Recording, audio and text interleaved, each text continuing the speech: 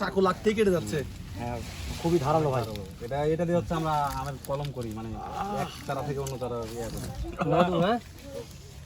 আমরা শিল করা আম কেমন পাথর পড়ছে, কিন্তু এটা আরো বেশি টেস্ট হবে। এই পাশে পাথর পড়ছে, এই যে দেখেন।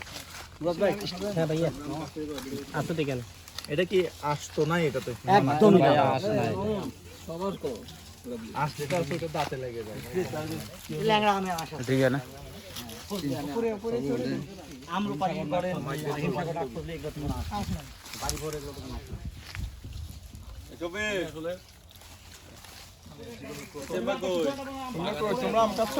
ভাই খাও খাও, একদম অরিজিনাল এটা আপনার। আলম ভাই গাছ থেকে পারে গাছ থেকে এটা খাবো।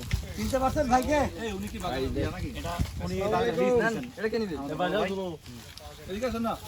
আপনার দেখলাম হাসা গাড়ির ভিডিওটা, আপনি নওগাঁতে, তাহলে তো সববার আসলে আরো ভালো হয়। ওই হাসা গাড়িতে দেখলাম আপনার ভিডিওগুলো। কেমন আছেন? আসসালামু আলাইকুম। আমি তো খাইলাম, দারুণ। এটা হচ্ছে এই বাগানের ভাই হচ্ছে এখন বর্তমান ওনার, এক কথা উনি এখন নাই।